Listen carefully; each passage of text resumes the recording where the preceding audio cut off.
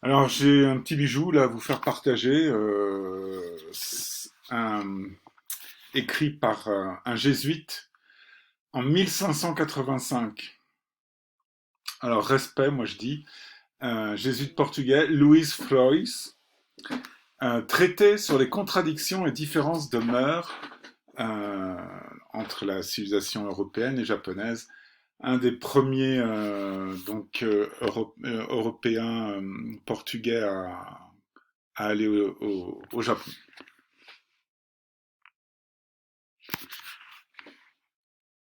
Chapitre 2. Des femmes, de leur personne et de leurs mœurs. Chez celles d'Europe, le fard ne doit pas se remarquer. Au Japon, plus les femmes sont poudrées, plus on les tient pour élégantes.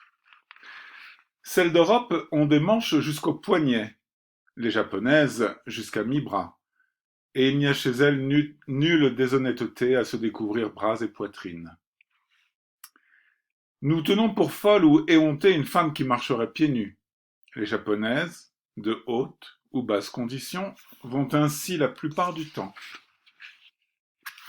En Europe, les biens sont mis en commun entre les époux. Au Japon, chacun garde le sien, et parfois la femme prête et devient l'usurière de son propre mari. En Europe, c'est non seulement un péché, mais une infamie que de répudier sa femme.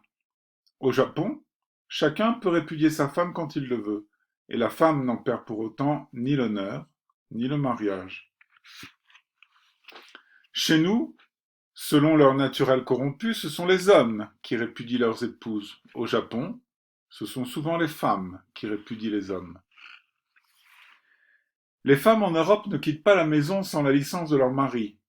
Les japonaises ont la liberté d'aller où bon leur semble, sans que leur mari n'en sache rien. En Europe, l'avortement, pour autant qu'il y en ait, n'est pas fréquent. Au Japon, c'est une chose si commune qu'il y a des femmes qui avortent jusqu'à 20 fois. Chez nous, il est rare que les femmes sachent écrire. Une femme honorable au Japon serait tenue en basse estime si elle ne savait pas le faire. En Europe, ce sont ordinairement les femmes qui font à manger. Au Japon, ce sont les hommes, et les gentilshommes, qui mettent un point d'honneur à faire la cuisine. En Europe, les hommes mangent à des tables hautes et les femmes à des tables basses. Au Japon, c'est le contraire. En Europe, il est très inconvenant qu'une femme boive du vin. Au Japon, c'est très fréquent. Et lors des fêtes, elles boivent parfois jusqu'à rouler par terre. Chez nous, quand il nous arrive de découdre un vêtement, nous coupons les coutures au couteau. Les femmes du Japon retirent le fil entier. C'est simplement quelques extraits de ce chapitre qui est délicieux, admirable, sur les différences que ce jésuite note au fil des années. Il a vécu donc toute la fin de sa vie, plus de 20 ans au Japon, après y être arrivé à la suite de François Xavier.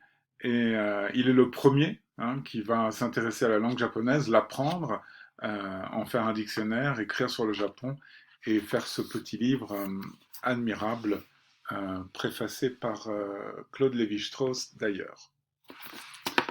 Voilà.